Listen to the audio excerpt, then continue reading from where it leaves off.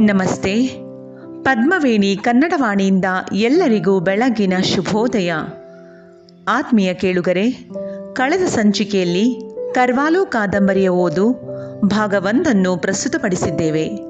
ಇಂದು ಅದರ ಮುಂದುವರೆದ ಭಾಗದ ಓದನ್ನು ನಿಮ್ಮೊಡನೆ ಹಂಚಿಕೊಳ್ಳುತ್ತಿದ್ದೇವೆ. ಕಾದಂಬರಿಯಲ್ಲಿ ನಿರೂಪಕ ಪಾತ್ರರಾಗಿರುವ ಲೇಖಕರು ಮೈಸೂರಿನಲ್ಲಿರುವ ತಮ್ಮ ತಂದೆಗಾಗಿ ಮೂಡಿಗೆರೆಯ ಜೇನು ಪೋಷಕರ ಸಹಕಾರಿ ಸಂಘದಲ್ಲಿ ಜೇನುತುಪ್ಪ ಖರೀದಿಗಾಗಿ ಬರುತ್ತಾರೆ.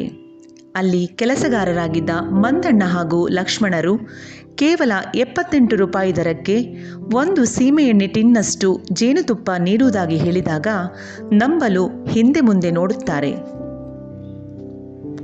ಅಲ್ರಿ, ಅದು ಹೇಗೆ ಈ ಬೆಲೆಗೆ ಕೊಡೋದಕ್ಕೆ ಸಾಧ್ಯ ಎಂದು ಕೇಳಿದೆ. ತಕ್ಷಣ ಮಂದಣ್ಣ ಅದರ ಕಥೆಯನ್ನು ಸವಿಸ್ತಾರವಾಗಿ ಶ್ರುತಪಡಿಸಿದ, ಕೋರ್ಟಿನಲ್ಲಿ ಸಾಕ್ಷ್ಯ ಹೇಳುವರ ದನಿಯಲ್ಲಿ.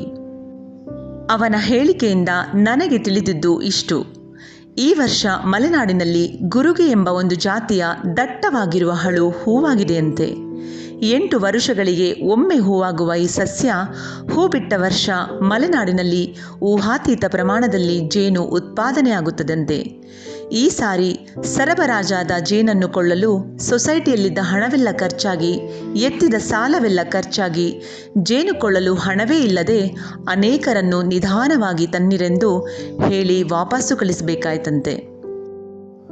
ಜೊತೆಗೆ ಇದನ್ನು ಇಡಲು ಸಹ ಜಾಗ ಇಲ್ಲದೆ ಸೀಮೆಎಣ್ಣೆ ಟಿನ್ಗಳಲ್ಲಿ ತುಂಬಿ ಈ ರೀತಿ ಲಾಟು ಬಿಸಾಕಿದ್ದೇವೆ ಎಂದು ಹೇಳಿದ. ನಾನು ಕೇವಲ 70 ರೂಪಾಯಿ ತಂದಿದ್ದೇನೆ, ಮಿಕ್ಕಿದ 8 ರೂಪಾಯಿಗಳನ್ನು ನಾಳೆ ಕೊಡ್ತೀನಿ, ಈಗ 1 ಟಿನ್ ಕೊಡಿ ಎಂದೆ. ನನಗೂ ಈ ಅಗ್ಗದ ಜೇನನ್ನು ಸಾಕಷ್ಟು ಒಯ್ಯೋಣ ಎನ್ನಿಸಿತು. ಮಂದಣ್ಣ ಚಂಗನೆನೆಗೆದು ಹಾರಿ, ತಡೀರಿ ಸಾರ್, ನಾನು ನಿಮಗೆ ಹೈ ಕ್ಲಾಸ್ ಜೇನು ಗುತ್ತಿ ಕಡೆಯದನ್ನು ಕೊಡ್ತೀನಿ ಎಂದು ಅತ್ಯುತ್ಸಾಹದಿಂದ ಮುನ್ನುಗ್ಗಿದ. ಸಿನಿಮಾ ರಂಗಕ್ಕೂ ನನಗೂ ಏನೋ ಸಂಬಂಧವಿರುವುದನ್ನು ತಿಳಿದ ಅವನ ಕಲ್ಪನೆ ಏನೇನನ್ನೋ ನನ್ನ ಬಗ್ಗೆ ಊಹಿಸಿತೆಂದು ತೋರುತ್ತದೆ. ಬಹುಶಃ ಆ ನಟರು, ಆ ನಟಿಯರು, ಅವರ ಡ್ಯಾನ್ಸು, ಹಾಡು, ಯಾವುದೋ ಕಿನ್ನರ ಲೋಕದ ಮಾನವನಂತೆ ಕಂಡಿರಬಹುದು ನಾನು. ಆ ಟಿನ್ಗಳ ಬೆಟ್ಟವನ್ನು ಒಂದೊಂದೇ ಕಾಲಿಟ್ಟು ಹತ್ತತೊಡಗಿದ ಮಂದಣ್ಣ ಗುತ್ತಿ ಕಡೆಯ ಜೇನಿನ ಟಿನ್ನನ್ನು ಅಲ್ಲೆಲ್ಲೋ ಮೇಲಿಟ್ಟಿದ್ದನೆಂದು ತೋರುತ್ತದೆ.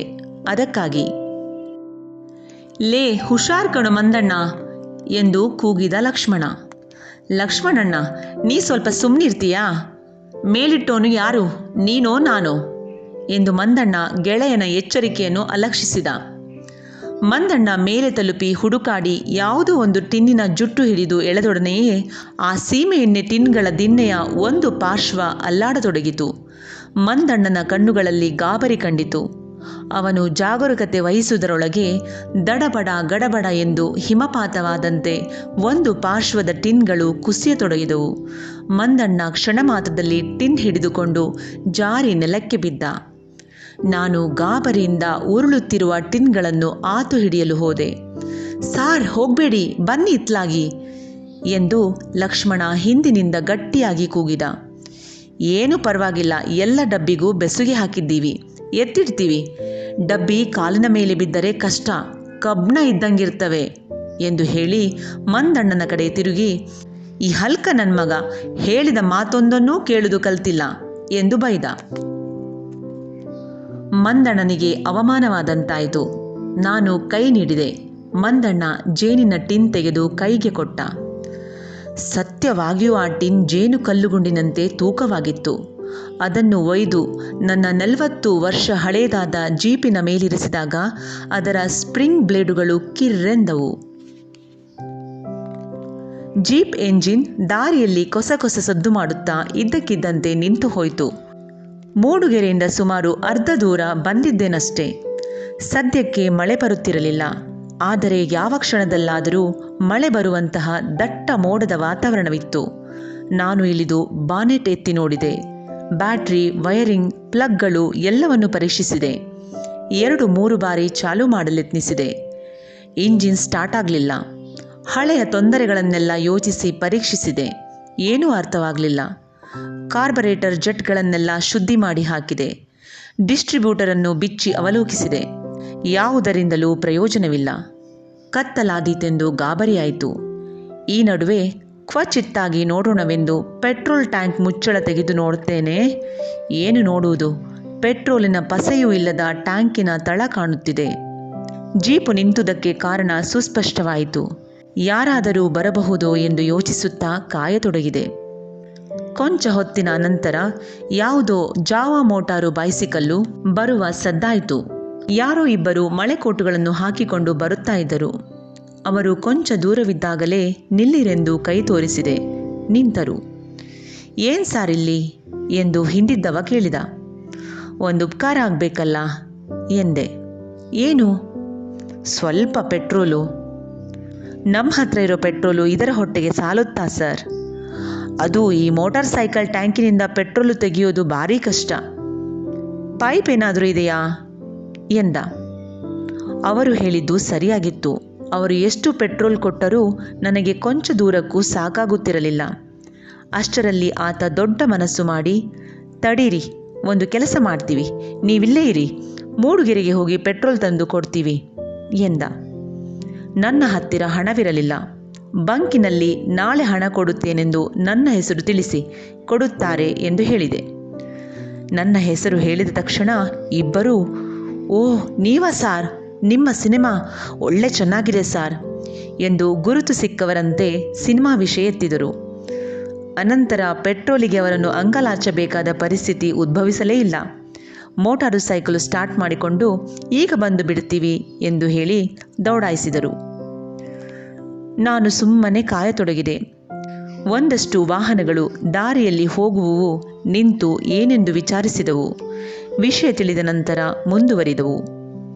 ಈ ನಡುವೆ ನನ್ನ ಗಮನಕ್ಕೆ ಬಿದ್ದು ಬೀಳದಂತೆ ಒಂದೆರಡು ಹೆಜ್ಜೇನುಗಳು ಜೀಪಿನ ಡಬ್ಬಿಯ ಸುತ್ತ ಗುಯಿಂಗುಡುತ್ತಾ ಸುತ್ತಿದವು.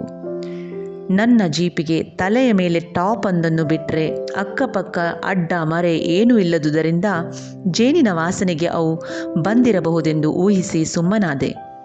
ಆಮೇಲೆ ಅವು ಹಾರಿ ಹೋದವು. ಅನಂತರ ಇನ್ನೊಂದೆರಡು ಮೂರು ಜೇನುಗಳು ಬಂದು ಸುತ್ತತೊಡಗಿದವು. ಸುತ್ತ ಗಾಢವಾದ ದಟ್ಟ ಕಾಡು ಇದ್ದುದರಿಂದ ಯಾವುದೋ ಮರದಲ್ಲಿ ಜೇನು ಗೂಡು ಕಟ್ಟಿದೆಯೇನು ಎಂದು ಊಹಿಸಿದೆ. ಕೊಂಚ ಹೊತ್ತಿನಲ್ಲೇ ಇನ್ನೂ 7-8 ಜೇನುಗಳು ಬಂದವು. ನಾನು ಈ ಕವಡೆ ಗಾತ್ರದ ಹೆಜ್ಜೇನುಗಳನ್ನು ನೋಡಿ ಕೊಂಚ ಚಿಂತಾಕ್ರಾಂತನಾದೆ. ಈ ಹುಡುಗರು ಕೊಂಚ ಬೇಗಾದರೂ ಬಂದರೆ ಪೆಟ್ರೋಲ್ ಹಾಕಿಕೊಂಡು ಜಾಗ ಖಾಲಿ ಮಾಡಬಹುದೆಂದು ಚಿಂತಿಸಿ ದಾರಿಯನ್ನೇ ಕಾಯತೊಡಗಿದೆ. ನಿಧಾನವಾಗಿ ಗುಯಿಗುಡುವ ಜೇನುಗಳ ಸಂಖ್ಯೆ ವೃದ್ಧಿಸತೊಡಗಿತು. ಮೊದಲು ನೋಡಿ ಹೋದ ಜೇನುಗಳು ಹೋಗಿ ಜೇನುಹಟ್ಟಿಯಲ್ಲಿ ಎಲ್ಲಕ್ಕೂ ವರ್ತಮಾನ ಕೊಟ್ಟವೇನೋ ಎಂದು ಊಹಿಸಿದೆ. ಜೇನುಗಳ ಸಂಖ್ಯೆ ದ್ವಿಗುಣಿಸುತ್ತಲೇ ಹೋಯಿತು. ಕೆಲವು ಜೇನುಗಳು ಜೀಪಿನ ಗಾಜಿಗೆ ಡಿಕ್ಕಿ ಹೊಡೆದು ಈ ಪಾರದರ್ಶಕ ಅಡ್ಡಿಯನ್ನು ಭೇದಿಸಿಕೊಂಡು ಆಚೆ ಹೋಗಲು ರೋಷದಿಂದ ಜುಯಿ ಜುಯಿ ಎಂದು ಹಾರಾಡಿದವು. ನಾನು ಇದೇನು ಹೊಸ ಆಪತ್ತು ಬಂತಲ್ಲಪ್ಪ ಎಂದುಕೊಂಡು ಜೀಪಿನಿಂದ ಕೆಳಗಿಳಿದು ಕೊಂಚ ದೂರ ನಿಂತೆ. ಪೆಟ್ರೋಲು ತರಹೋದ ಇಬ್ಬರು ಹಿಂತಿರುಗಿ ಬರುವ ಹೊತ್ತಿಗೆ ನಾನು ದೂರ ಮರವೊಂದರ ಬಳಿ ನಿರಾಶ್ರಿತನಂತೆ ನಿಂತಿದ್ದೆ. ನನ್ನ ಜೀಪಿನ ಸುತ್ತೆಲ್ಲ ನೂರಾರು ಜೇನುಗಳು ಜೊಯ್ಯೋ ಎಂದು ಝೇಂಕಾರದ ಗಲಭೆ ಮಾಡುತ್ತಾ ಮುತ್ತಿಗೆ ಹಾಕಿದ್ದವು. ಅವರಿಬ್ಬರೂ ಬಂದವರು ಮರದ ಬಳಿ ನಿಂತಿದ್ದ ನನ್ನನ್ನು ಕಂಡು ಚಕಿತರಾಗಿ, "ಇದೇನ್ ಸಾರ್ ಇಲ್ಲಿ?" ಎಂದರು.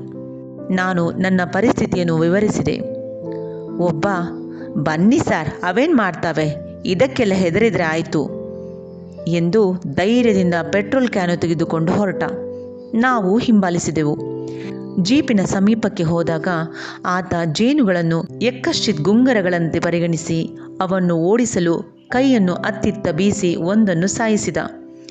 ನಾವಿಬ್ಬರು ಹಿಂದಿದ್ದವರಿಗೆ ಏನಾಯಿತೆಂದು ಗೊತ್ತಾಗೋದ್ರೊಳಗಾಗಿ 2-3 ಜೇನುಗಳು ಅವನ ಮೋರೆಗೆ ಫಟ್ ಫಟ್ ಎಂದು ಬಾರಿಸಿದವು.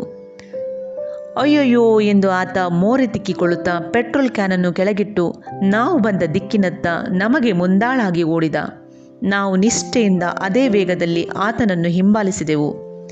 ಇನ್ನೊಬ್ಬಾತ, "ನೀನು ಹೀಗೆ ಕೈ ಬೀಸಬಾರದಿತ್ತು" ಎಂದು ಹೇಳಿದ. ಅದಕ್ಕೆ ಅವನು, "ಹೋಗೋ ಹೋಗೋ, ಕಣ್ಣಿಗೆ ಹೊಡೆಯೋಕೆ ಬಂದ್ವು ಕಣೋ" ಎಂದ. 3 ಜನ ಮರದ ಬುಡದಲ್ಲಿ ನಿಂತು ಏನು ಮಾಡುವುದೆಂದು ಯೋಚಿಸಿದೆವು. ನಮಗೆ ಏನೂ ಹೊಳೆಯಲಿಲ್ಲ. ಜೇನುಗಳು ಕೊಂಚ ಹೆಚ್ಚಾಗಿ ಮುತ್ತಿಕೊಂಡು ಹಾರಾಡುತ್ತಿದ್ದವು. ಇನ್ನೊಬ್ಬ, ಮಳೆಕೋಟಿನ ಮುಸುಕು ಹಾಕಿಕೊಂಡು ಹೋಗಿ ಹಾಕುತ್ತೀಯಾ ಎಂದ.